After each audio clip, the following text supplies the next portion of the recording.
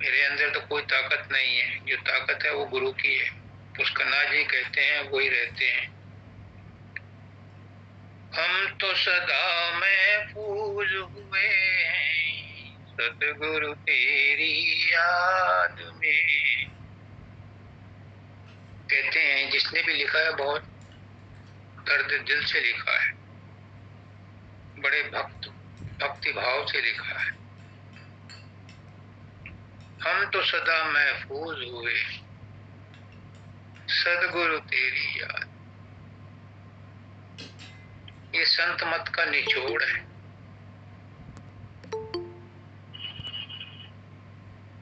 सदगुरु को याद करो, सदगुरु हाजिर है।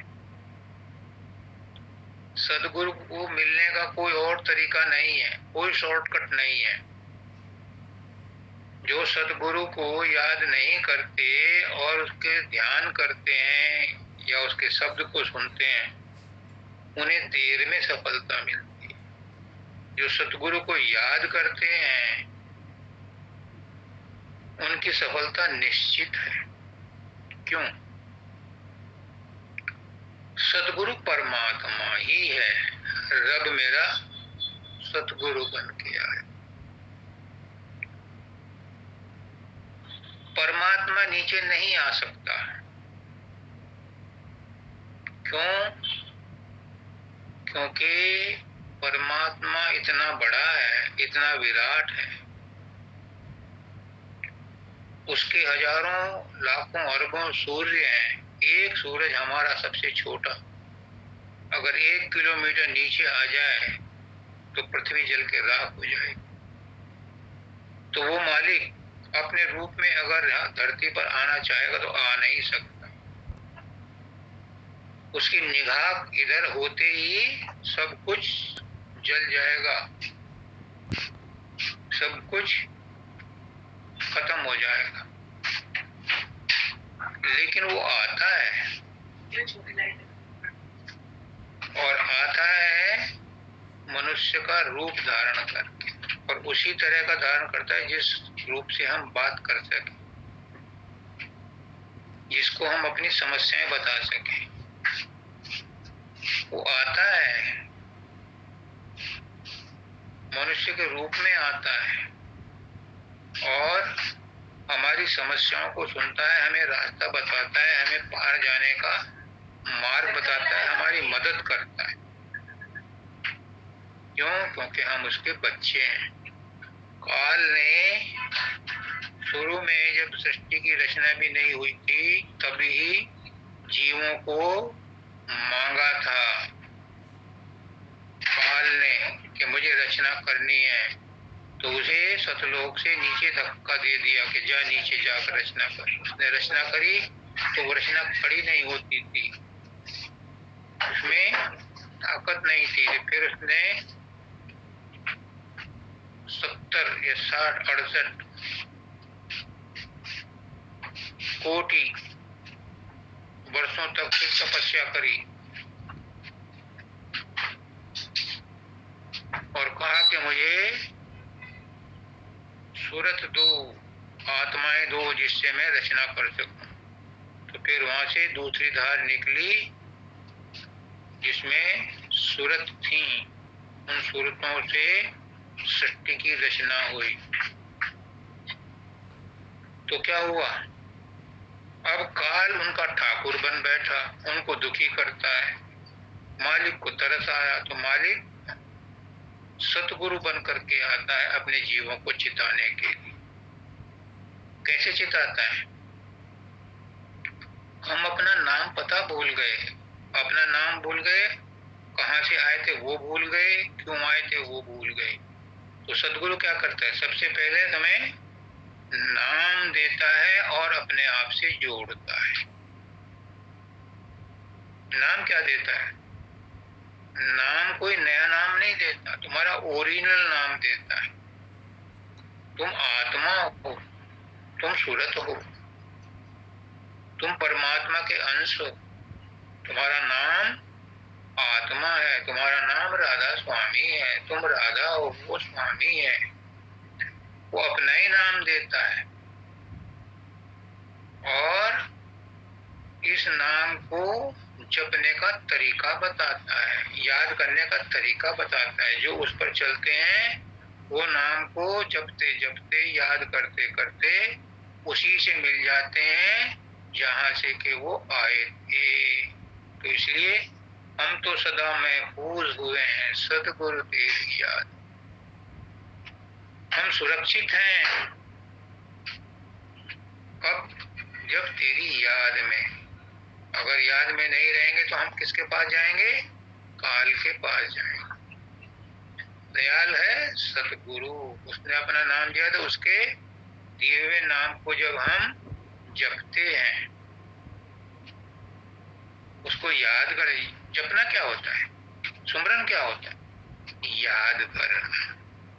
जब हम उसको याद करते हैं और दर्द दिल से याद करते हैं तो वो हमारे इर्द गिर्द रहता है, हमारे साथ रहता है, हमारे अंदर है, हम उसके अंदर हैं। फकीर बाबा कहते हैं कि वो तुम्हारे अंदर नहीं है। इतना बड़ा विराट कैसे तुम्हारे अंदर आएगा? तुम सब उसके अंदर हो। वो तुम्हारे अंदर करंट के रूप में है, वो तुम्हारे अंदर परछाई के रूप में है और तुम उसके अंदर साक्षात रहते हो। तो हम तो सदा महफूज हुए हैं सतगुरु तेरी याद। अगर कोई अपने घर वापस जाना चाहता है तो तभी जा सकता है जब गुरु का बताया हुआ नाम याद करेगा। संसार का नाम तो सभी याद करते हैं, संसार के रिश्ते नातों को तो सभी याद करते हैं। सतगुरु से भी अगर कोई मांगता है, संसार ही मांगता है। सतगुरु संसार भी देता है। गुरु अर्थ देत गुरु धर्म देत गुरु काम मोक्ष देने हारे, सब कुछ देता है गुरु। लेकिन फिर संसार में ही फंसे रहते हैं। तो सतगुरु से कभी कुछ मत मांगो, उसे पता है कि तुम्हें क्या चाहिए और वो देता रहता है। आगे आएगी एक लाइन, तुझसे क्या मांगू? बिन मांगे सब कुछ है पाया, क्या मांगू फरियाद। जिसने भजन लिखा है बहुत सुंदर लिखा, एक एक शब्द इसमें बड़ी आत्मा से लिखा है। तुझसे क्या मांगू? क्यों मांग करके मैं अपनी झोली को छोटी करूं? पता नहीं तू मुझे क्या देगा बिन मांगे। वो मुक्ति देने आता है, वो हमें संसार के बंधनों से छुड़ाने आता है। और हम क्या मांगते हैं? संसार के बंधन मांगते हैं उससे। बिन मांगे सब कुछ है पाया, बिन मांगे ही तूने आज तक हमें सब कुछ दिया है। जब हम पैदा हुए थे तो हमें तूने माँ से दूध दिया, पिलवाया बिन मांगे। जब तो हम बोलना भी नहीं जानते थे,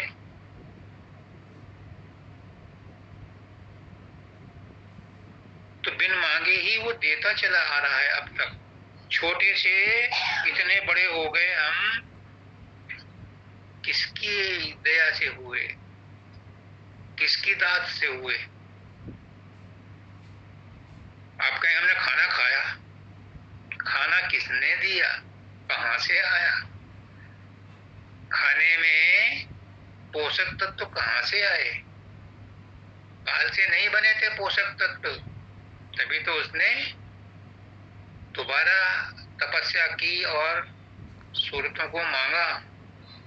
तो उसमें जो पोषक तत्व है खाने में, वो भी मालिक ही है, वो भी मालिक का ही दात है, वो भी मालिक का ही प्रसाद है। हम जो इतने बड़े हुए हैं आज तक खा पी करके, ये उसी की दया से हुए हैं। हमारे किसी प्रयास से हम नहीं बने, उसी की दया से बने और इसकी दया से हम उसमें मिलने वाले हैं। बाबा फकीर कहते हैं, मैं तो चेतन का बुलबुला हूं, उसी की चैतन्यता में पैदा हुआ हूं। उसी की चैतन्यता में खेल खेल रहा हूँ और उसी की चैतन्यता में गुम हो जाऊंगा। जैसे बुलबुला पानी में बनता है, खेल खेलता है और थोड़ी देर में उसी में समा जाता है। हम सब भी वही हैं, वैसा ही हैं। बस एक ही अंतर है कि अगर हमने उसे याद किया, अंत समय में वो याद आ गया, तो हम उसके धाम में चले जाएंगे, नहीं तो फिर बुलबुले दोबारा बनते रहेंगे। Choice is yours. चाहे इस संसार में रहो या मालिक के पास जाओ। मालिक के पास जाने के लिए मनुष्य योनि ही मोक्ष द्वार है, दूसरा कोई शॉर्टकट है नहीं। और पिछली बार एक शब्द था, वो नरहरि लागो धाम बिका। हमारे अंदर आग लगी हुई है और वो कहते हैं कि तो ही से व्याप है। ये हमारे अंदर से ही व्याप रही है, बाहर का ईंधन नहीं है इसमें, हमारे ही आत्मा में लगा हुआ है। तो उसमें एक लाइन है कि जो कुछ भी है सब तो खत्म हो जाएगा, जल जाएगा, लेकिन आत्मा बाकी रहेगी। तो शिष्य पूछता है कि जब आत्मा बाकी रहेगी तो मैं क्यों चिंता करूं? कबीरदास जी कहते हैं कि बेटा, आत्मा तो जिंदा रहेगी, आत्मा तो बाकी रहेगी, लेकिन उस आत्मा को कितने कष्ट हो रहे हैं तुझे अंदाज नहीं है क्या? कुछ अपने ऊपर दया करो, उस आत्मा को कष्टों से बचा लो और इसी जन्म में गुरु के मार्गदर्शन में रहकर अपने लक्ष्य को प्राप्त कर लो। तुझ पर ही तो हक है मेरा, तू ही मेरी ताकत है। पुष्करनाथ जी कहते हैं हर आदमी एक लिस्ट बनाता है, इमरजेंसी में कौन कौन काम आएगा। टेलीफोन नंबर भी रखता है अपने पास, उनको बीच बीच में टेलीफोन भी करता रहता है। लेकिन मुसीबत में कोई काम नहीं आता, और जो काम आते भी हैं वो भी बिना मालिक की मौज के, बिना परमात्मा की कृपा के कोई मदद नहीं करता। जो मदद होती है उसके पीछे शक्ति उस परमात्मा की होती है। कृष्ण भगवान कहते हैं गीता में, जो देवी देवताओं की पूजा करते हैं, जो देवी देवता आशीर्वाद देते हैं या उनका भला करते हैं, वो भी मेरी परमिशन से देते हैं और मैं उनको उन्हीं के द्वारा उनका भला कराता हूं। तो बजाय इसके कि आप किसी एजेंट के थ्रू जाओ टिकट बुक कराना, या डायरेक्ट बुक कर लो अपने आप अपने इंटरनेट से। फायदा इसी में है कि आप डायरेक्ट भगवान को अपने गुरु के द्वारा ही याद करो। डायरेक्ट नहीं कर सकते तुम, तुम्हें रूप ही नहीं पता, अरूप है वो। तुम्हें नाम ही नहीं पता, अनाम है वो। नहीं रूप कोई है सब रूप दे, उसका कोई रूप नहीं है और सभी रूप उसके हैं। कोई नाम नहीं है और सभी नाम उसके हैं। लेकिन गुरु जानता है कि परमात्मा का असली नाम क्या है, तुम्हारा असली नाम क्या है। और तुम्हें जब वो नाम दान देता है तो कट जोड़ा कर देता है, उसी दिन तुम्हारा संबंध गुरु से जोड़ देता है। वो बात दूसरी है कि हम उस नाम को याद नहीं रखते, उस नाम को हम फॉर्मेलिटी समझते हैं, जबकि वो नाम मालिक का ही नाम है, गुरु का ही नाम है। तभी तो इसके पहली लाइन ये है, हम तो सदा महफूज हुए हैं सदगुरु तेरी याद। सदगुरु की याद बराबर रहनी चाहिए। पुष्करनाथ जी कहें 24 घंटे बैकग्राउंड में रखो, फिर वो कहाँ जाएगा, फिर वो तुम्हारा गुलाम हो जाएगा। पिछली बार भी मैंने कहा था कि क्रांति एक पिक्चर थी, उसमें हेमा मालिनी ने कहा था सबकी न टूटे लड़ी, यानी परमात्मा के सुमरन की लड़ी नहीं टूटनी चाहिए अगर तुम चाहते हो कि वो तुम्हें हर समय हिफाजत में रखे, हर समय तुम्हें अपनी सुरक्षा में रखे, तो तुम्हें भी तो कुछ करना पड़ेगा। वो तो सब कुछ कर रहा है, उसके तो हम बच्चे हैं। वो हम पर सामान्य कृपा कर रहा है। विशेष कृपा तब करेगा जब हम उसे पुकारेंगे, हम उसे याद करेंगे। इसलिए सदगुरु तेरी याद, याद ऐसी नहीं कि पुकारो, रो के पुकारो, अगर आंसू निकल जाए तो धन्य भाग।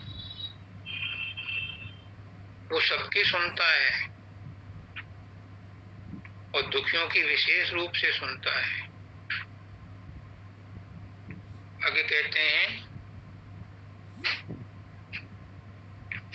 तू ही सबसे पहले दिल में, बाकी सब हैं बाद। तो कितनी ऊंची बात कही। पुष्करनाथ जी बिल्कुल 100% यही कहते हैं कि परमात्मा आपकी प्रायोरिटी लिस्ट में है ही नहीं, आपकी जरूरत वाली लिस्ट में है ही नहीं। मार्केट से सामान लेने जा रहे हो, लंबी चौड़ी लिस्ट है, पर वहां है ही नहीं परमात्मा का नाम। किसी ने उस पे डाला था ग्रुप पर, एक साधु बाबा किसी दुकानदार के पास गए तो एक डिब्बे पर लिखा था उसके राम, राम नाम।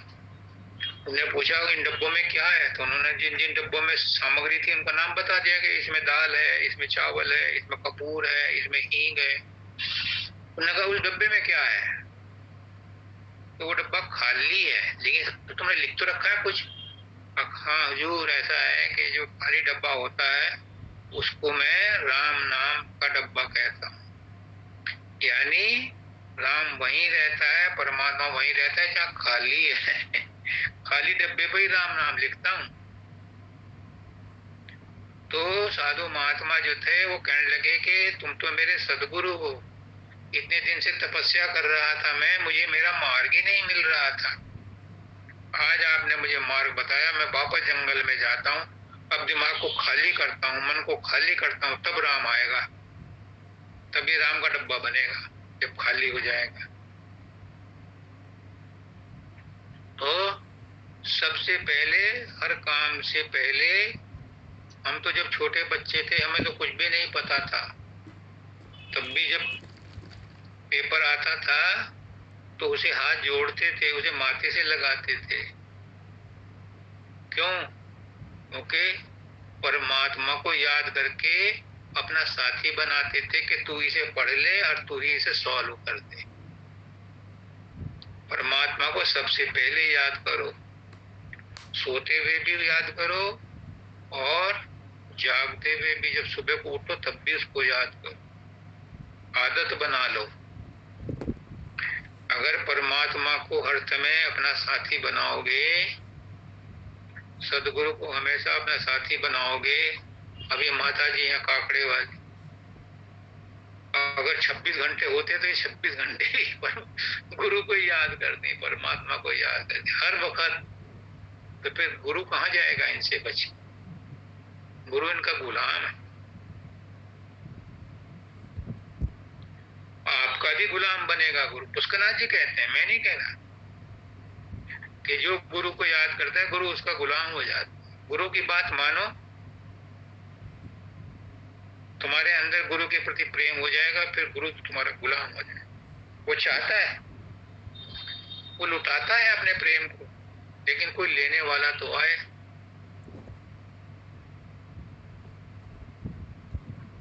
दाता का दर है खुला, लेकिन मांगने कोई साइल आए। वो लुटने में बहुत मजा आता है, उसे लुटाता रहता है, पर कोई मांगने तो आए, कोई लूटने तो आए। गुरु बड़ा खुश होता है। मानव दयाल जी कहते थे कि मेरे गले में खराश रहती है, जुकाम रहता है, माता जी मुझे मना करती हैं, लेकिन जैसे कोई सत्संगी आता है, मैं सत्संग देने बैठता हूँ तो 2-2 ढाई घंटे मुझे पता ही नहीं चलता। उसे मजा आता है, उसके अंदर तरंग उठती है। और वो तरंग किसकी होती है? वो कहते थे मुझे नहीं पता कौन बोलता है, क्या बोलता है, वो मालिक की तरंग आती है। मालिक से जो जुड़ जाता है, फिर मालिक का करंट उसके अंदर चालू हो जाता है, फिर मालिक उससे अपने आप करा लेता है जो कराना चाहता है। इसलिए तुम मालिक से जुड़ जाओ। कैसे? तू ही सबसे पहले दिल में, सबसे पहले उसको दिल में याद करो।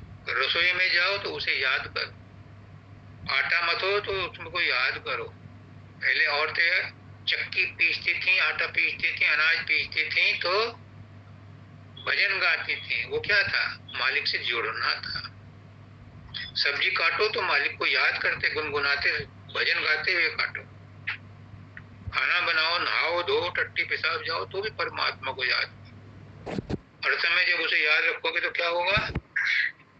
दिल जो गाता तू वो गजल है, तू ही भरता मुझ में बल है। फिर परमात्मा तुम्हारा बल बन जाएगा। निर्बल के बलराम, सुनेरी मैंने निर्बल के बलराम। कहां से बलराम में बल आता है? निर्बल में।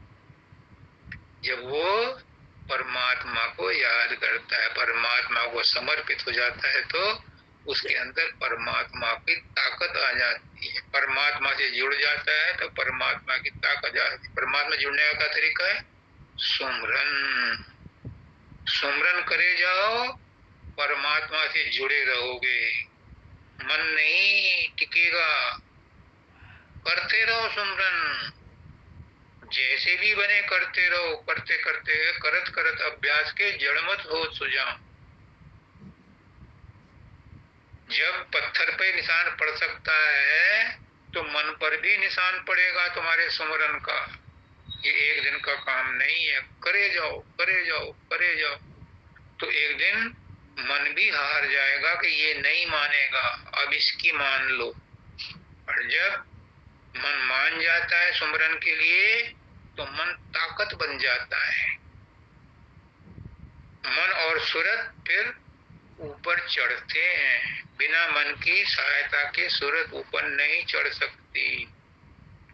ये मालिक का अपना नियम है कि मन को साथ लेकर के ही चलना है। कुछ लोग मन को मारने के लिए अपनी ऊर्जा नष्ट करते हैं। मन को नहीं मारा जा सकता। मन मर गया तो तुम भी कुछ नहीं कर पाओगे, सूरत ऊपर नहीं चढ़ेगी। भले ही तुम नीचे के दर्जों में मस्ती में रहने लगो, लेकिन जो मंजिल है हमारी वहां तक नहीं पहुंचोगे। उसके लिए ताकत चाहिए, और ताकत है मन की।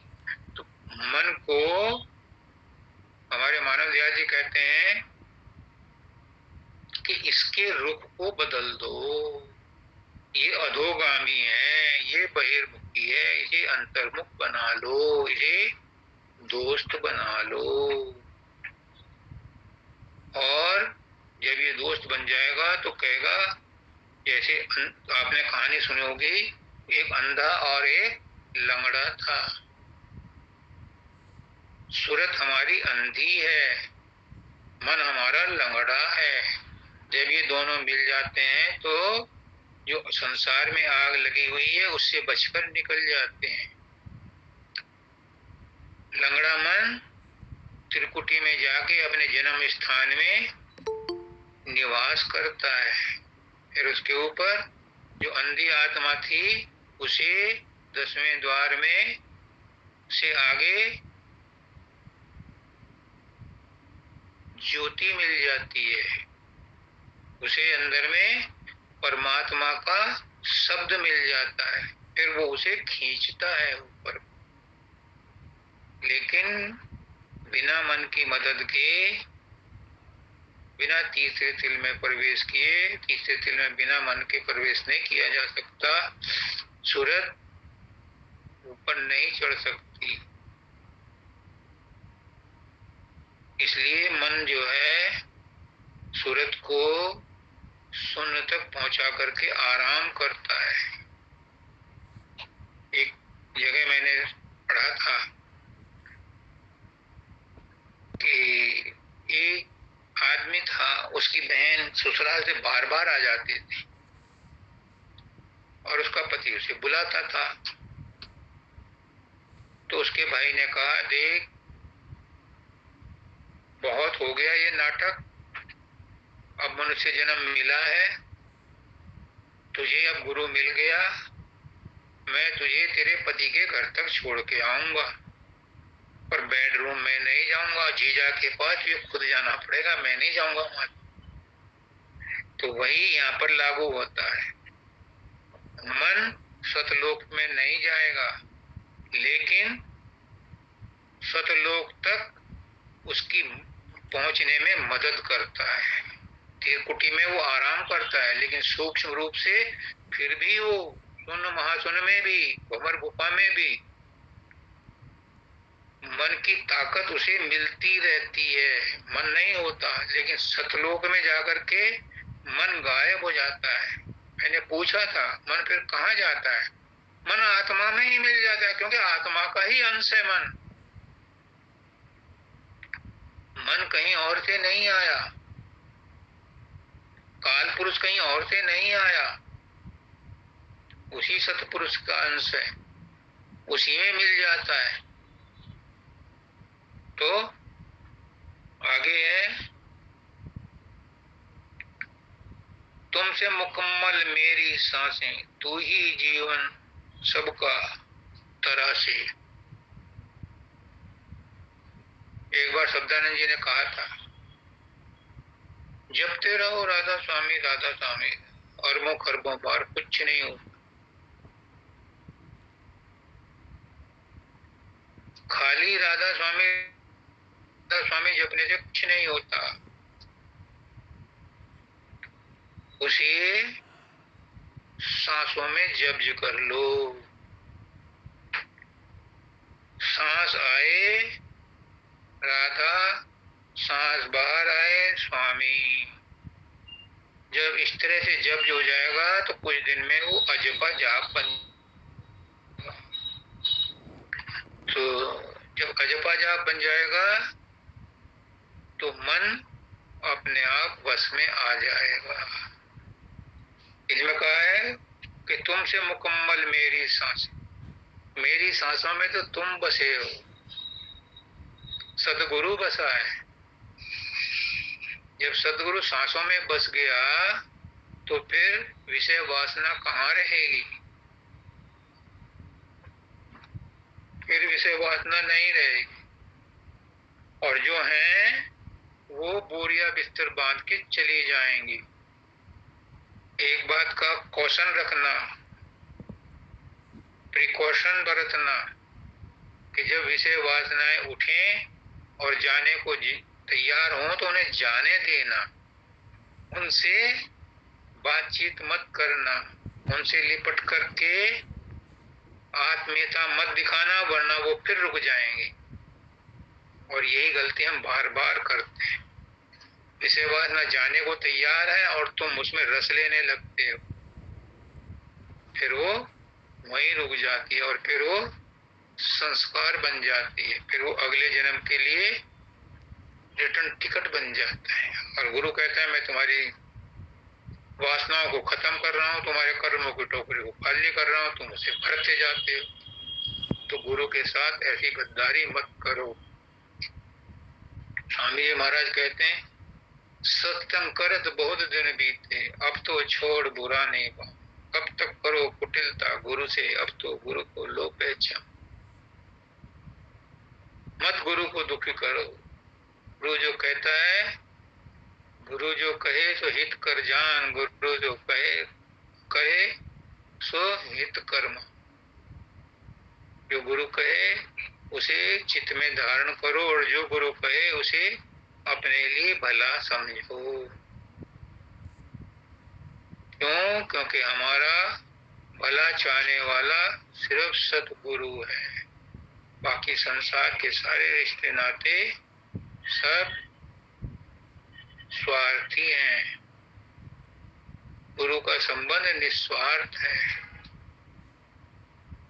तो आगे कहते हैं, तुमसे मुकम्मल मेरी सांसें, तू ही जीवन सबका तराश। सबके जीवन को तराशने वाला सतगुरु है। और सतगुरु बाहर ही नहीं बैठा है, सतगुरु हर एक के अंदर बैठा है। पर पहले बाहर वाले गुरु से नेह लगाओगे तो वो प्रेम तुम्हारे अंदर प्रकट होगा। और जब अंदर प्रकट होगा तो अंदर में तुम्हें पग पग पर, पल पल पर, मिनट मिनट में, सेकंड सेकंड में तुम्हें चेताएगा, तुम्हें अवगत कराएगा, तुम्हें अच्छे बुरे का ज्ञान कराएगा। लेकिन जब तुम उसे अपने अंदर एक्टिवेट कर लोगे, तुम्हारे फोन में डाटा है लेकिन तुमने उसे ऑन नहीं किया तो तुम्हें इंटरनेट कनेक्शन नहीं मिलेगा। तुम्हारे अंदर परमात्मा है, तुम उसे ऑन कर लो और वो तुम्हारे बस का, पुष्कराज जी कहें तुम्हारे अकेले के बस का नहीं है, तुम्हें नहीं पता कहाँ से होगा, इसके लिए गुरु की मदद चाहिए। तुम अपना डाटा ऑन कर लो तो तुम्हारा डाटा, तुम्हारा कनेक्शन अंदर वाले सदगुरु से हो जाएगा और अंदर वाला सदगुरु परमात्मा से जुड़ा हुआ है, तुम्हारा कनेक्शन वहां से जुड़ जाएगा तो तुम कहीं भी किसी से बात कर सकते हो। कितना आसान तरीका है। आजकल के वैज्ञानिक युग में समझाना किसी बात को बहुत आसान है। स्वामी जी महाराज शायद पहले इस बात को बड़ा डिफिकल्ट समझते होंगे समझाना, लेकिन आज के युग में टेलीफोन का जो कनेक्शन है, जो डाटा तुम्हारे पास है, उसको तुम ऑन कर लो तो तुम्हारा इंटरनेट चालू हो जाएगा, तुम्हारा अंदर का गुरु चालू हो जाएगा। लेकिन वो इंटरनेट तुमसे अपने आप नहीं चालू होगा। व्यवहार का गुरु तुम्हें पहले अपना हॉटस्पॉट देगा, अपना सहारा देगा, तब तुम्हारे अंदर का इंटरनेट कनेक्शन चालू होगा। पहले तो अपने हॉटस्पॉट से तुम्हारा कनेक्शन जोड़ेगा, फिर वो धीरे से अपना डाटा तुम्हारे उसमें फोन में ट्रांसफर कर देगा, फिर तुम भी उसके मालिक हो जाओगे। फिर बाहर के गुरु की हॉटस्पॉट की जरूरत नहीं है, लेकिन मार्गदर्शन की जरूरत बाद में भी रहेगी। तुमने दिए हैं हर एक सुख मुझको आशीर्वाद में। आज जो भी हम खा रहे हैं, जो पी रहे हैं, जो बच्चों के साथ रह रहे हैं, जो संसार में हम कर रहे हैं, चाहे नौकरी कर रहे हैं, रिटायर्ड लाइफ में, गाय भैंस, जो भी हमारी जमीन जायदाद है, ये किसकी है? किसकी है? कहाँ से लाए थे? मैं आज बता रहा था कि जब मैं बैंक में भर्ती हुआ था, एक कंबल था मेरे पास, वो रास्ते में भाई साहब ने स्टेशन पर दिया था, और एक टिफिन दिया था उसमें रात को खाने के लिए। बस यही लेके चला था और बैंक में भर्ती हुआ और फिर कारवां बढ़ता गया। क्या लेके आए थे? आज जो कुछ भी है हमारे पास, किसका दिया हुआ है? सब उसी का दिया हुआ है, उसी की मेहरबानी है, ये सब उसी का आशीर्वाद है। इसलिए ये मत समझना कि जो आशीर्वाद दिया है वो परमानेंट है, ना, कभी भी लेकर किसी और को दे देगा। उस समय परमात्मा से रुष्ट मत होना, परमात्मा को बुरा मत कहना, क्योंकि उसकी मर्जी है किस बैंक में खाता खोले, किस बैंक में कितना पैसा रखे, ये उसकी मर्जी है। और फिर बैंक में भी जो पैसा होता है वो बैंक वालों का थोड़ा ही होता है। मैंने बैंक में नौकरी की है, बता रहा हूँ, वो सारा रिजर्व बैंक का होता है। रिजर्व बैंक कहे इतना पैसा उस ब्रांच को भेज दो तो भेज दो, क्योंकि रिजर्व बैंक मालिक है उस पैसे का। ऐसे ही हमारे पास जो भी जमीन जायदाद है, जो भी आशीर्वाद हमें मिला हुआ है, ये किसका है? ये हमारा नहीं है। धोखे में मत रहना। बैंक कहने लगे मेरे पास इतने करोड़ डिपॉजिट है, तेरा कहाँ से आया? बैंक में कहाँ का डिपॉजिट है? सब कस्टमर का है, पैसा है रिजर्व बैंक का है। तो हमारा अपना कुछ नहीं है, सब कुछ उसी मालिक का दिया हुआ है। और उसने हमें, पुष्करनाथ जी कहते हैं, एक एक बात याद आती है उनकी, कितनी मुकम्मल बात करते। प्रकृति ने सब कुछ हमें मुफ्त में दिया है। हवा दिए मुफ्त में है, एक सेठ जी थे, कोरोना के टाइम में हॉस्पिटल में भर्ती हो गए, ऑक्सीजन कम हो गई थी, 5 दिन में 5 लाख का बिल थमा दिया। तो बिल को देखते हुए हैरान रह गए। डॉक्टर ने पूछा क्या बात है, कुछ कम कर दूं?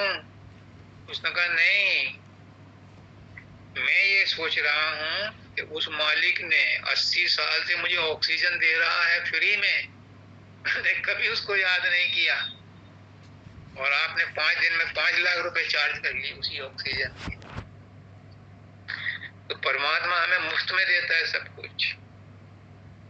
फल किसी से, जो फल देते हैं पेड़, पेड़ नहीं लेते आपसे पैसा, वो तो उसका जो मालिक है जिसने उसे बोया है वो पैसे लेता है आपसे, फल नहीं, पेड़ नहीं लेता, पेड़ तो मुफ्त में देता है फल। साग सब्जियां जो जमीन उगाती है कोई पैसा नहीं लेती, सब फ्री में है। नदियों का पानी फ्री है, वो तो बिस्लरी वाले या दूसरे वाले आपसे पैसा लेते हैं, जल निगम पैसा लेता है, लेकिन परमात्मा के जो नदियां हैं उनका कोई जल बहता है, उनमें कोई पैसा नहीं लगता, वो फ्री है। इसी तरह से प्रकृति की सब चीज फ्री है, सब कुछ फ्री है, सब कुछ आशीर्वाद में मिला है। फिर हमारा क्या फर्ज है? एक तो चोरी है, दूसरे ऊपर से सीना चोरी। एक तो परमात्मा की चीज को हमने दबा के बैठे हुए, और सीना चोरी इस बात की कि दूसरों को अगर जरूरत है तो उसे देते नहीं, अपनी बपौती समझते हैं। तू कहाँ से लाया था? पुष्करनाथ जी कहते हैं कि ये मकान मेरा है, तूने कहाँ से बनाया? मैंने कमाया, मैंने वो लोन लिया है, मैंने ऐसा किया है, मैं बाजार से ईंट पत्थर लाया, ना वो कहाँ से आए? तुझे कमाने की शक्ति किसने दी? तुझे सांस लेने की शक्ति किसने दी? वो तो सब परमात्मा की है। तो परमात्मा का एहसान मानने के बजाय उस पर रौब जमाते हैं, तूने मेरे साथ ऐसा कर दिया, तूने मेरे साथ बुरा कर दिया, तूने मुझसे ये छीन लिया। नहीं, जो हो रहा है उसमें भलाई है, जो उसने छीना है उसमें भी भलाई है, उसका शुक्रिया अदा करो। हम उसी का दिया हुआ खा पी रहे हैं, जो भी दे रहा है दुख तकलीफ उसमें भी शुक्रिया अदा करो, इसमें भी भलाई है। क्यों? क्योंकि ये हमारे कर्म कटवा रहा है दुख तकलीफ दे के, और प्रारब्ध कर्म ही नहीं कटवा रहा, संचित कर्म भी कटवा रहा है। अगर हमने प्रारब्ध कर्म काट लिए रो पीट के,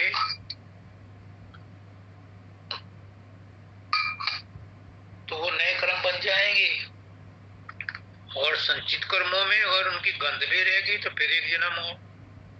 तो इसलिए परमात्मा का शुक्रिया अदा करो। अगर दुख तकलीफ दे रहा है तो हमारे कर्मों को कटवा रहा है, उनके वासना को कटवा रहा है।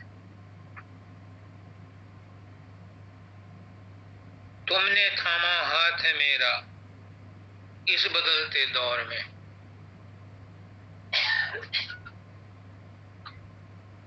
कौन है हमारा सहारा? संसार के सारे रखे रह जाते हैं, कोई काम नहीं आता। एक बार मैंने सुनाया था, एक आदमी था, उसके बहुत सारे दोस्त थे।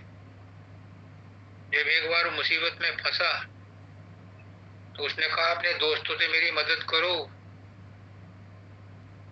तो एक दोस्त ने कहा भाई देख, मुझे कोर्ट कचहरी से पुलिस से बहुत डर लगता है, मैं तेरी कोई मदद नहीं कर सकता। उसे बड़ी निराशा हुई, दूसरे के पास गया, उसने कहा देख, मैं थाने में भी जाऊंगा, कोर्ट कचहरी में भी जाऊंगा, मैं तेरा दोस्त हूँ, और कहूंगा कुछ नहीं, उनसे सिफारिश नहीं करूंगा कि मुझे ना पकड़ ले। उसे बड़ा अफसोस हुआ। फिर तीसरे के पहुंच पहुंचा, उसने कहा कि देख भाई, तेरी मेरी दोस्ती नहीं है, तूने कभी मुझे पार्टी में नहीं बुलाया, लेकिन हम एक ही गांव के रहने वाले हैं, एक ही बिरादरी के हैं। मैं तेरे साथ जाऊंगा, कोर्ट कचहरी में भी जाऊंगा, तेरी गवाही भी दूंगा, तुझे छुड़ा के भी लाऊंगा। कौन था वो? वो था गुरु, वो था धर्म, वो था अच्छे काम। तो ये कह रहे हैं कि उसी के सहारे हैं हम, उसी के सहारे हैं, उसी ने हाथ थामा हुआ है, इसलिए हम जिंदा हैं। अगर वो हाथ छोड़ दे तो हमारा क्या हाल होगा हमें नहीं पता। और एक बार एक गुरु और एक चेला चले जा रहे थे, रास्ते में नाला आ गया। गुरु ने कहा, बेटा मेरा हाथ पकड़ ले।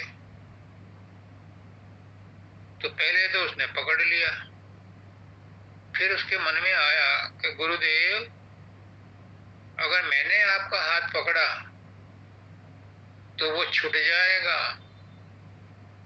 आप ही मेरा हाथ पकड़ लो तो नहीं छोड़ोगे आप, मुझे पता है।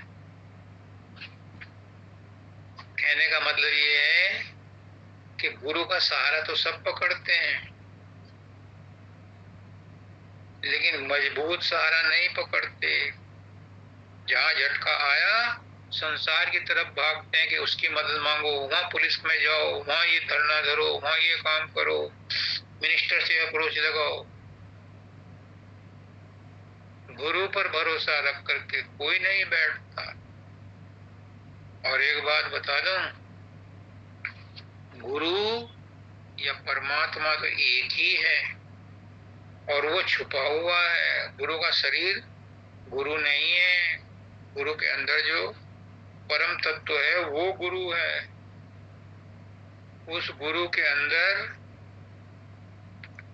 जो परम तत्व है वो छिपा हुआ है, उसकी दया भी छिप करके ही मिलती है। कहते हैं भगवान जब देता है छप्पर फाड़ के देता है, देता है लेकिन छिप करके देता है, सामने से नहीं देता। और मुसीबत भी छिप करके ही आती है, मौत भी छिप करके ही आती है, सामने से नहीं आती। तो जब भी देता है वो छिप करके ही देता है, क्योंकि वो खुद छुपा हुआ है, छलिया है, छिपा हुआ है, और उसके छिपने में ही भलाई है। उसका नाथ जी ने एक दिन कहा था कि अगर वो सामने आ जाए तो पहले तो तुम उसका आइडेंटिफिकेशन मांगोगे, पैन कार्ड दिखाओ जी, आधार कार्ड दिखाओ जी। और अगर उसको किसी को विश्वास हो गया कि तुम सच में सदगुरु हो या सच में परमात्मा हो, तो तुम्हें बेच लेंगे, टिकट लगा देंगे, नाटक शुरू कर देंगे, आओ जी परमात्मा के दर्शन कर लो, 100 रुपए का टिकट। हैं ऐसे गुरु भी हैं जो कह रहे हैं 1 लाख रुपए जमा करो तो तुम्हें मुक्ति मिलेगी, और पूरे परिवार के लिए 5 लाख रुपए का टिकट लगा रखा है उन्होंने। भगवान को बेच लेंगे। पुष्करनाथ जी कहते थे कि अगर वो पता चल जाए कि ये परमात्मा है तो उसे बेच लेंगे। इसलिए वो छिप कर रहता है, बताता नहीं।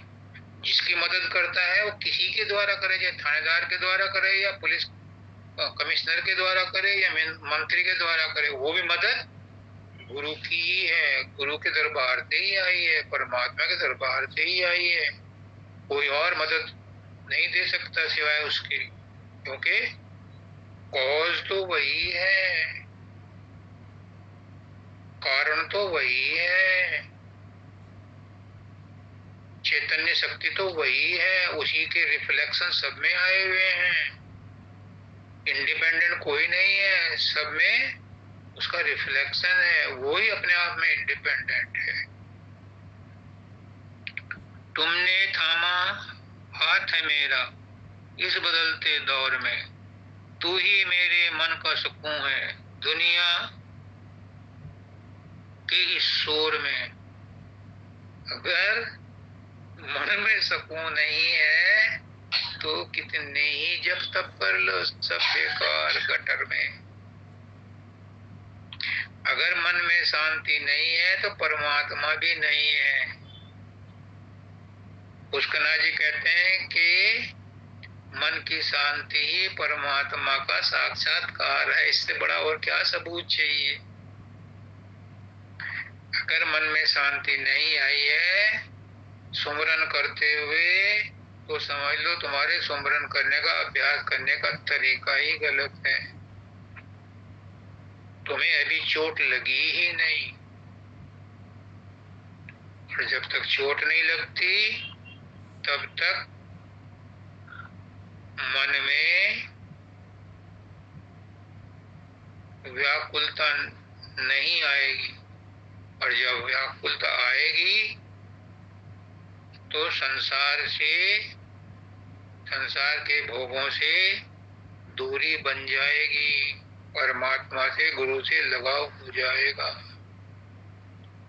इसलिए मन में सुकून आना इस बात का सबूत है कि परमात्मा अंदर में एक्टिवेट हो गया है, चाबी खुल गई है, ताला खुल गया है, और अंदर की चाबी सदगुरु के पास है। किसी और के पास चाबी नहीं है मन के ताले की।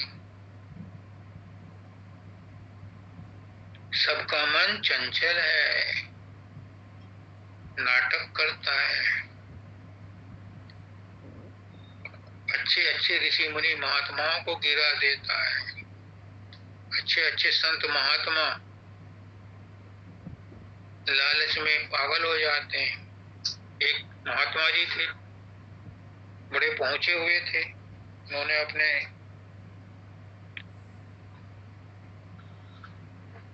अनुयायियों से, फॉलोअर से कह रखा था, जब मेरा शरीर छूटेगा तो ये घंटा बजेगा। और जब उनका अंत समय आया तो उनको कमरे से बाहर लिटा दिया, बरामदे में। अब जब बरामदे में लेट गए तो वहां सामने अमरूद का पेड़ दिखाई दिया। अब पत्तों में कहीं कोई अमरूद छिपा हुआ था, और अमरूद का मौसम तो था नहीं। अब वो उनकी निगाह उस अमरूद पे पड़ गई।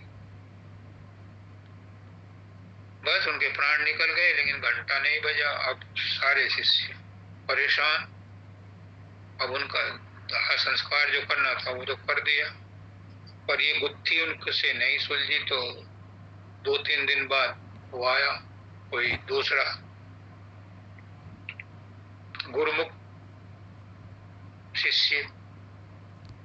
उससे उन्होंने कहा, भाई तू तो उनके पास बहुत उठता बैठता था, और तुझे पता है कि वो कितने सिद्ध पुरुष थे, कितने उच्च आत्मा थे। हाँ मैं जानता हूँ, बहुत उच्च आत्मा। उन्होंने कहा था कि जब मैं शरीर छोड़ूंगा तो घंटा बजेगा, और घंटा नहीं बजा। उसने कहा कि अंत समय में कहाँ लेटे थे।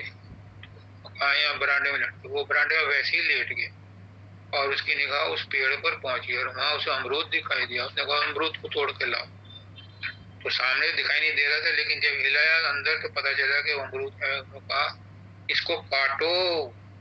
अमरूद काटा तो उसमें से कीड़ा निकला। उसने कहा इस कीड़े को मारो। जब मारा तो घंटा बज गया। मतलब उन महात्मा जी की वासना उस अमरूद में जाग उठी।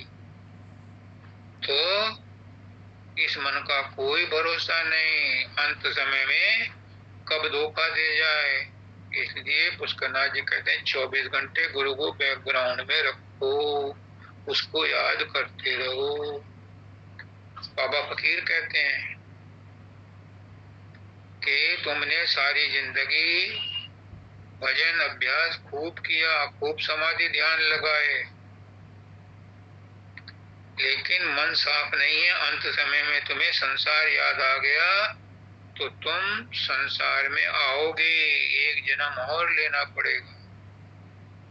और अगर तुमने साधन अभ्यास नहीं किया, समाधि ध्यान नहीं लगाए, लेकिन तुम्हें गुरु की बात याद है कि ये सब संसार नाटकशाला है, ये संसार मरणशील है, ये संसार सब धोखा है। अगर तुम्हें अंत समय में ये बात याद आ गई और तुमने साधन अभ्यास भी नहीं किया, तो भी तुम कहाँ जाओगे? जिस गुरु ने तुम्हें ये ज्ञान दिया तुम उस गुरु के पास जाओगे। अगर वो गुरु सतलोक में है तो तुम सीधे सतलोक जाओगे, तुम्हें कोई नहीं रोकने वाला।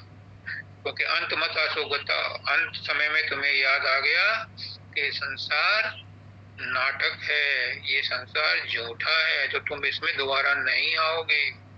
कितनी ऊंची बात बताई है, पर अंत समय में ये बात याद आ जाए तो पुष्करनाथ जी कहते हैं, अर्जुन जो मुझे अंत समय में याद करता है वो मेरे धाम को आता है फिर वापस न आने के लिए। तो अर्जुन कहता है इसमें कौन सी बड़ी बात है, मैं अंत समय तुम्हें याद कर लूंगा। कृष्ण भगवान कहते हैं नहीं अर्जुन, अंत समय में वो याद करोगे जो तुमने जिंदगी भर किया है। इसलिए उसका नाथ जी क्या कहते हैं, 24 घंटे गुरु को बैकग्राउंड में रखो, भूलो ही मत। याद आएगा, गुरु का नाम ही याद आएगा। वहीं से बात शुरू हुई थी, हम तो सदा महफूज हुए हैं, सदगुरु तेरी याद है। सदगुरु की याद में, सदगुरु के सुमरन में हम महफूज हैं, हम सुरक्षित हैं। तो अंत समय में अगर सदगुरु याद आ गया तो हम सदगुरु के धाम में ही पहुंचेंगे। कहीं रास्ते में कोई नहीं रोकेगा। लास्ट में कहते हैं, तू ही मेरे मन का सुकून दुनिया के इस शोर में, पाए हैं तुमसे सभी खजाने, मैंने तो जायदाद पाए हैं तुमसे ही मैंने। हे मालिक, तूने ही मुझे सब कुछ बख्शा है। मैं क्या लाया था, कुछ नहीं लाया था। मेरे पास क्या है, मेरा तो अपना शरीर भी नहीं है, मेरा तो अपना मन भी नहीं है, मेरा तो अहंकार भी नहीं है, मेरी तो बुद्धि भी नहीं है, मेरा अपना कुछ भी नहीं है। जो कुछ है सो तेरा है। तूने ही विभिन्न रूपों में अवतार धारण कर रखा है। नए नए ढंग से कपड़े पहन करके तू ही विभिन्न रूपों में नाटक कर रहा है। अब ये बात मेरी समझ में आ गई है, अब तू मुझे और संसार में मत फंसा। मुझे पता चल गया है। पुष्करनाथ जी कहते हैं, जिसको अपने बारे में रियल पता चल गया, सच्चाई पता चल गई, वो परमात्मा की सच्चाई को जान जाता है, वो संसार की सच्चाई को जान जाता है। बस एक ही सच्चाई समझ लो, या तो अपनी सच्चाई समझ लो या संसार की सच्चाई समझ लो, क्योंकि आत्मा और परमात्मा तो एक है, दोनों की सच्चाई एक है। अब दो अंकों का योग है,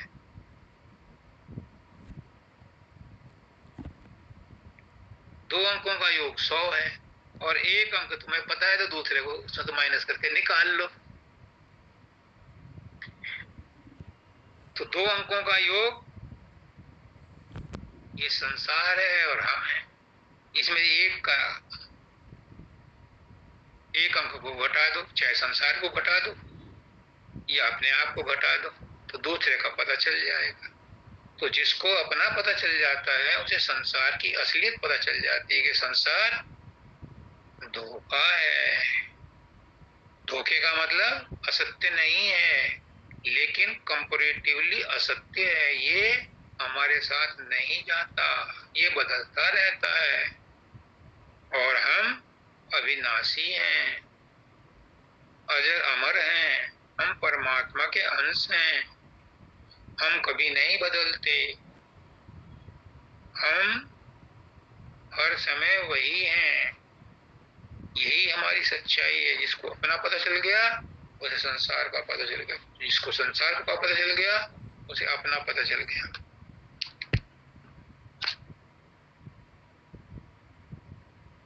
पाए हैं तुमसे सभी खजाने, हमने तो ज्यादा। जो कुछ भी तूने दिया है वो तेरी मेहर है, तेरी रजा है, तेरी ही कृपा है, तेरा ही नाटक है। तूने ही सब रूपों में अपने आप को बांटा हुआ है। अब कितना छुपेगा? छुपने वाले सामने आ, छुप छुप के यूं दिल न जला, पुराना गाना था एक बहुत पुराना। तो छुपने वाला कौन है? वो वही परमात्मा है। सदगुरु भी कहता है, हर गुरु यही कहता है कि ये शरीर को सदगुरु मत मानना, ये तो नष्ट होने वाला। पुष्करनाथ जी भी कहते थे कि शरीर तो एक दिन नष्ट हो जाएगा, माँ बाप तो एक दिन चले जाएंगे, लेकिन माँ बाप ने जो ज्ञान दिया है वो साथ रहेगा। टीचर ने जो ज्ञान दिया है वो साथ रहेगा। स्कूल तो बदल जाएगा, टीचर तो चले जाएंगे, दूसरे स्कूल में कॉलेज में और टीचर मिलेंगे। ऐसे ही गुरु कहता है कि गुरु का शरीर तो बदल जाएगा, लेकिन गुरु ने जो ज्ञान दिया है वो ज्ञान साथ रहेगा। वो ज्ञान ज्ञान जो है वो सतगुरु है। और वही ज्ञान जब तुम अंदर में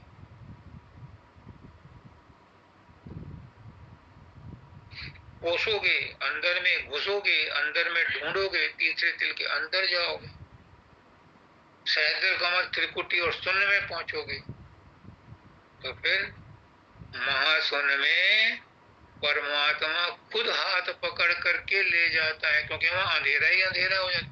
हालांकि सूरत अपने आप में, आत्मा अपने आप में ज्योति स्वरूप है, लेकिन महाशून्य में घनघोर अंधकार है। वहां कौन ले जाता है आगे? वहां शब्द ले जाता है जो गुरु का रूप है। वही अंदर हाथ पकड़ के आपको भंवर गुफा तक ले जाता है, और भंवर गुफा में तुम्हें याद दिला देता है मैं वही हूँ, मैं वही हूँ।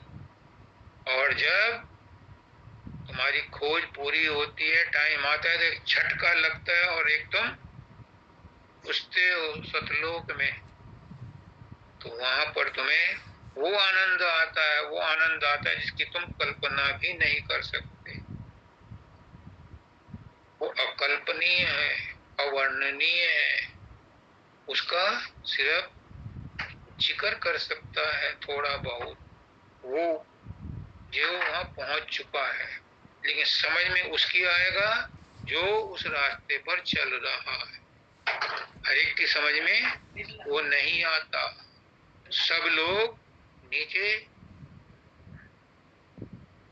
सहस्त्र कमल तक ही रुक जाते हैं, कुछ लोग त्रिकुटी पर जाकर रुक जाते हैं, कुछ लोग शून्य में जाकर रुक जाते हैं। जो शून्य में जाकर रुक जाते हैं उन्हें सदगुरु मेहरबानी, अपनी दया मेहरबानी से ऊपर उठा लेता है। जो नीचे रह जाते हैं उनको जब सदगुरु ऊपर से आता है तो अपने साथ ला करके दोबारा से सत्संग कराता है, फिर उनकी धुलाई सुलाई करता है, फिर अपने साथ ले जाता है। तो आज का ये शब्द था, हम तो सदा महफूज हुए हैं सदगुरु तेरी याद।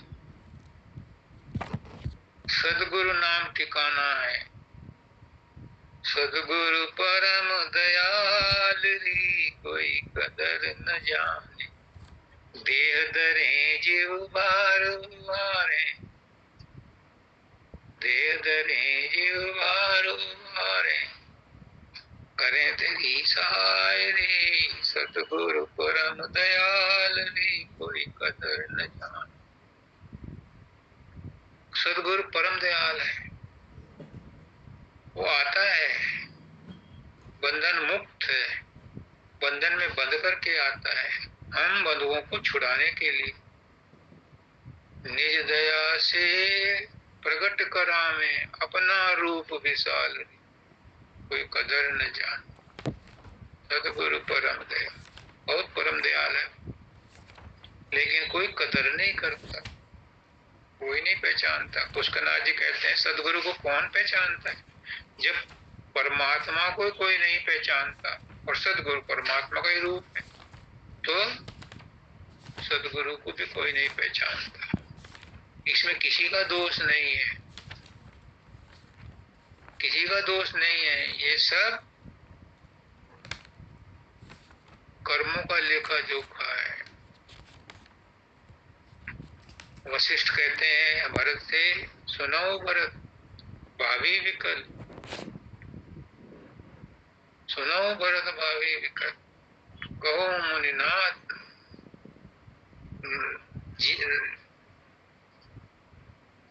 सुनो भरत भावी विकल, विकल कहूँ मुनिनाथ, लाभान जीवन मरण, यह सब विवश विधिया। ये सब विधि के हाथ में लिखा हुआ है। सतगुरु मिल गया, ये प्रारब्ध था। जिसके प्रारब्ध में लिखा है उसी को सतगुरु मिलता है, और हर एक का गुरु निश्चित है। जिसके प्रारब्ध में लिखा है उसे सत्संग मिलता है, सबको नहीं मिलता। सब तो सोचते हैं कि 8 से 9 सत्संग होगा, चलेंगे लास्ट में 5-7 मिनट सुन लेंगे, क्या रखा है सत्संग में। ये बात तो रोज ही सुनते हैं। ये तो हरे यार कितनी बार सुन लिया हमने सत्संग।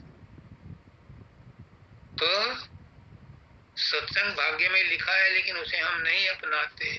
गुरु भाग्य में लिखा है लेकिन हम उसकी बात नहीं मानते। गुरु की बात मानना न मानना ये भाग्य में नहीं लिखा, ये आज का कर्म है।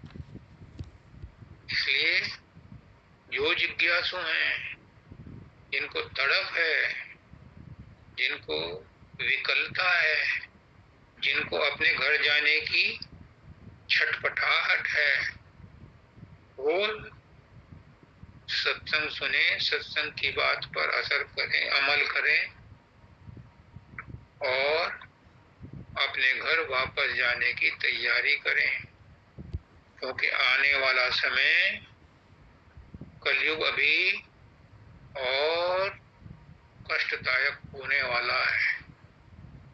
बहुत आविष्कार होंगे लेकिन आत्मा इनमें उलझ करके छटपटाएगी। जितनी जल्दी हो सके इसी जन्म में अपने घर वापस जाओ। हमें न लेना न देना, मगन रहना, न किसी से लेना न देना, अपने आप में मगन रहो, अपने घर को वापस जाओ। यही मेरी सबसे प्रार्थना है। सबको राधा।